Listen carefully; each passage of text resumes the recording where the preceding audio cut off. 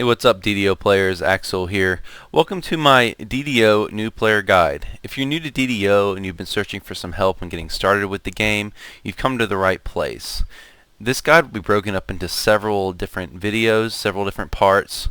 In this first part, I'll be walking you through creating your first character.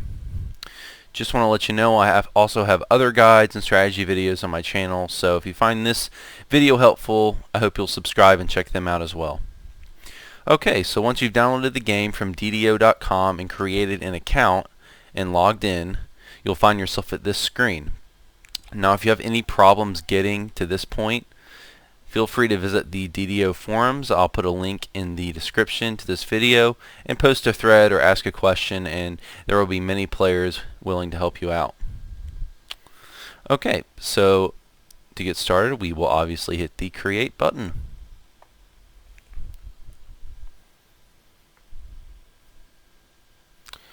Okay, so on this first screen you'll see that it first asks you to select your character class.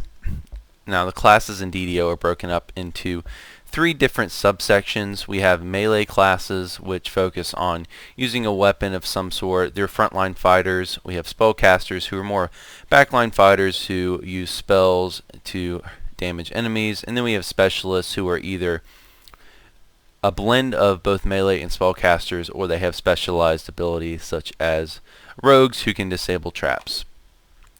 Fourthly, we have iconics down here. Now you won't have access to this as a new player. You have to purchase this. These are basically character races that allow you to start in the middle of the game instead of the beginning. But as a new player, I wouldn't recommend this. You'll find yourself overwhelmed if you start in the middle of the game. Okay, so I'll walk you through just give you a basic overview of each class to give you some information on which to select your first class, or which class you want for your character. We'll start with the melee classes. We have fighters, who are your basic all-around melee class. Nothing too special about them. They're good at offense, good at defense, very basic and standard to play, no frills about them. We have barbarians, who are similar to fighters, except they tend to favor offense over defense. We have paladins, who are also similar to fighters, except they have a few perks such as spells. They're the only melee class that can cast spells. They get some healing, some nice buffs. They're very survivable. We have monks. Now you won't have access to this as a new player. This is a paid class. Monks are probably the most complicated melee class to play. They wear robes, they have special finishing moves and special martial arts moves which they use in combat. Okay, now let's go to spellcasters. And within spellcasters we have two different types of casters. We have arcane casters, who are your more damage dealing casters. Those are sorcerers and wizards.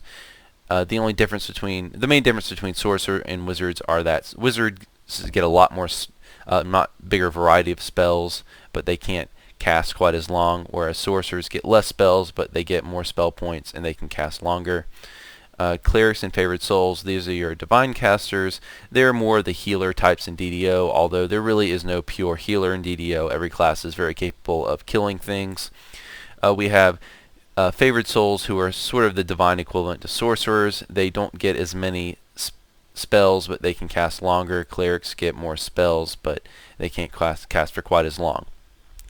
Then we have druids, who are a bit of an outlier. They have a lot of special abilities. They can turn into animals, they can turn into other forms, they can be good at melee or spellcasting. Okay, let's go to specialists. We have rangers, who focus either on dealing damage with a bow, or they can focus on wielding two weapons at one time. We have rogues, who are your primary trappers in this game. They're very nimble fighters. They focus on avoiding damage rather than mitigating it. We have bards, who are a bit of a buffing class. They have an instrument which they can play to buff enemies, or to buff party members, and they can make good offensive spellcasters or melee. We have artificers, who are the other class in this game able to disable traps. They're similar to rogues in that way, but they have a lot of unique abilities. They have They have this rune arm, as you can see on the left, which is an item unique to the class, which gives them special abilities. They also have enhancements to boost their fighting with repeating crossbows. Alright, now let's get to the third tab here, which is the path. It'll ask you to select a path. Now, you have two options. You can select a pre-selected path. What these do is they will design your character for you. Essentially, they make it a lot simpler when you are leveling your character up. However, I highly recommend you do not use these because they are not up to date, and if you use these, you will have a very gimped character. Your character will be much better if you pick Customize. And with Customize, it's a bit more complicated because it's a lot more complicated because you have to design the character yourself. But I encourage you to, again, visit the DDO forums. I will provide a link in the description to this video. Ask a question about the class you want to play and say that you're looking for a build, and there will be tons of players more than happy to send you a build and help you out with designing your character specifically for what you want. Okay, let's get to the races. Now, there are 4 free races that you'll be able to select from as a new player. We have Human, Elf, Halfling, and Dwarf. Humans are the all-around race. They really make a good race for any class. They're very versatile. We have Elves. Elves can make good Rangers and good offensive spellcasters, but they take a little bit of hit in terms of hit points. We have Halflings. Halflings make good rogues. They can make good monks. They're more nimble than the other races.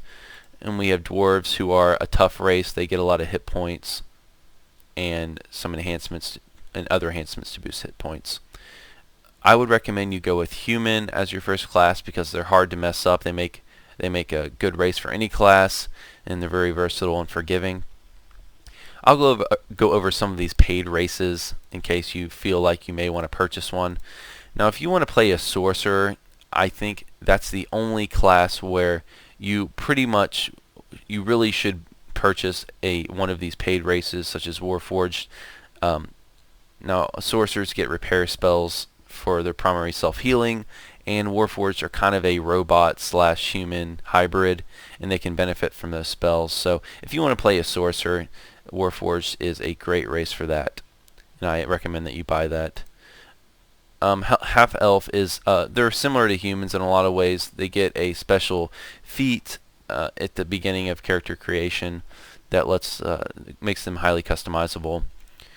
We have Drow. They can make good. They get enhancements to dexterity. They can make good offensive spellcasters. They get the only race that gets a bonus to charisma, so they can make good arcane spellcasters. Half-Orc is a bit of a melee race. They get bonuses to strength. They can make good melee characters. But for our purposes, we're going to pick Human, and we're going to go with the Paladin class. Now, I'm of the opinion that this game's all about having fun, so you should select the class that most interests you. If you're up in the air about which class to pick, though, I would go with Paladin, as they are very survivable and they can heal themselves. Really can't go wrong with this class. But as I said, this game's all about having fun, so select the class that most interests you because any class can work for a new player. We're going to go with Customize, and we're going to go with Human. And next we get to customize our stats. And when looking at this, you're going to be a bit overwhelmed as a new player. You won't know what each of these stats mean. For our purposes, I'll walk through first and explain each stat. Strength basically will increase your damage. It's important for melee characters. Dexterity increases your reflexes, and if you use a bow, it can impact the chance you have to hit on your attacks with a bow. Constitution is related to your hit points. Every single class needs a good Constitution score. Intelligence impacts how many skill points you get, and I'll explain skill points here in a minute. It's also an important stat for wizards and rogues. Wisdom is an important stat for clerics and favored souls, and monks to an extent. Charisma is an important stat for sorcerers, and also it's a pretty good stat for divines as well. Basically what charisma does is it can increase your saves if you have paladin levels, which is why we're going to take a good charisma score. For more information on this and all the other stats, I would highly recommend you visit the DDO wiki, which is ddowiki.com. It's basically the Wikipedia for DDO, and it will answer any questions you might have related to these stats. Okay, we're going to build a two-handed fighting paladin, so we're going to go with 16 strength, 16 constitution, 14 charisma, and 10 intelligence. This is a good standard stat distribution for a two-handed fighting paladin. Okay, now skills. This is going to overwhelm you a bit. Some of these skills are important for each class. Some of them are not important for some classes, and some are only useful for, some are very specific to certain classes. So I'll walk you through and explain exactly what this is. Concentration. This affects your spell casting in combat. If you get hit while you're casting a spell, you will perform a concentration check. And if you're familiar with pen and paper D&D, you'll know what that means. But basically, a higher concentration gives you a less chance of being interrupted when you're casting a spell. So it's important. It can be important for some spellcasters. Diplomacy basically will make monsters stop attacking you. Heal increases your positive energy spell power, so it can increase the amount of hit points you heal when casting, and as a paladin we're going to want this. Now Intimidate is the opposite of Diplomacy. It will make monsters come towards you, and this is a good ability for tanky type builds who want to be protecting party members by absorbing all of the aggression from the monsters. Balance helps you get up faster if a monster trips you. Bluff is important stat. It can be important for rogues. It basically helps them get sneak attacks. Haggle increases the amount of money you get when you sell items in game. Hide will help you sneak past monsters. Will make it so they can't see you as easily. Jump obviously makes your character jump higher, and we're going to take some of that. It's always good to have on your character. Listen will help you spot enemy monsters that are hiding, kind of the opposite of sneak. Move silently will help you sneak past monsters. Perform is only important for bards. If you're not a bard, you should ignore this completely. But if you're a bard, you need to have a good perform skill score because it impacts several of your bard abilities.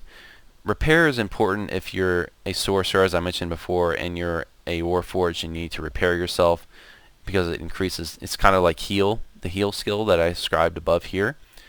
It increases the amount of hit points you heal from a repair spell. Surge is important for anyone who gets trapped, such as rogues and artificers. Search helps you find traps easier. Spellcraft increases the damage from a variety of different elemental spells. It's important for most offensive spellcasters. Spot. Now Spot helps you sense traps. Important for rogues. Swim helps you swim faster. Not a very important stat. No one should take swim. There just aren't very many swim spots in game, and your swim speed just is not important most of the time. Tumble, it helps you take less damage when you fall from a high ledge. It can also give you, having one rank in Tumble also allows you to maneuver a little bit better in combat because you can roll in forward and backwards. Use Magical Device helps, we're going to take UMD by the way. Use Magical Device, referred to in-game as UMD, helps you use items that you normally wouldn't be able to use for your class. Okay, so we're going to take UMD, Heal, and Jump for our character.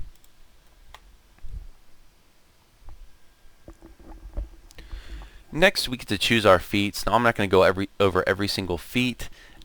As I said before, if you want to see what a specific feat does, go to ddowiki.com and you can research that there, or you can hover your mouse over this and it will give you a brief description. Now, this is the part of the game this is really what DDO is all about, this feat portion. This really lets you customize your character to what you want, because there are all kinds of feats, and depending on what feats you take, it will make your character good or bad in certain areas.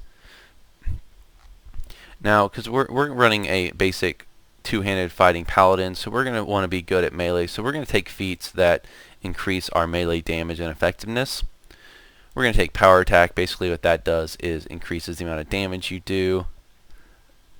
It's basically a stance that lets you do more damage in combat. And we're going to take cleave, which is an ability that lets you hit several enemies around you with one swing. It's an in-combat ability.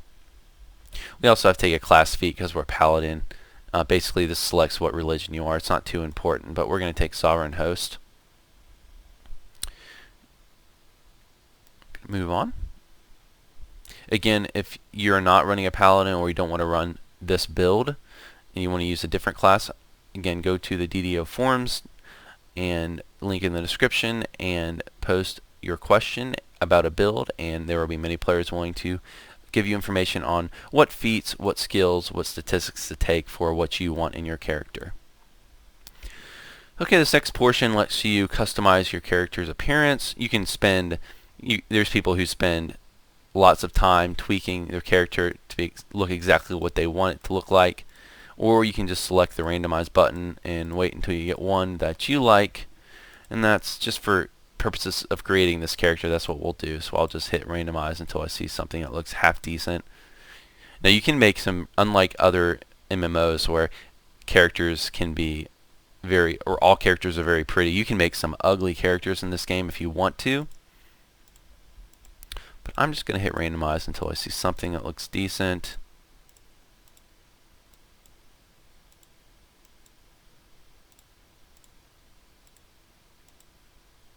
Okay, that looks fine. So I'll put my name in, Axel. We have alignment here. Now alignment is very important because certain classes require certain alignments, or certain classes also,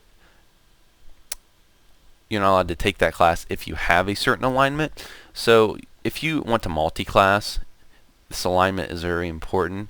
For example, paladins have to be lawful good, so we have no options. We have to be lawful good. But say you're creating a fighter instead of a paladin here, and you decided that you want to multi-class into paladin in the future.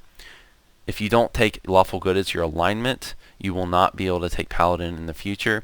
So be very careful with your alignment. Don't pick it at random. Alignment also affects, you can also wear certain items depending on your alignment, and certain alignments get a few enhancement tweaks later down the line when you get to Epic Destinies, which is above level 20, but as a new player you aren't concerned about that. Mainly what you need to be concerned as a new player is you need to have an idea of what classes you want to take in the future, and you need to find out which alignments are required for those classes.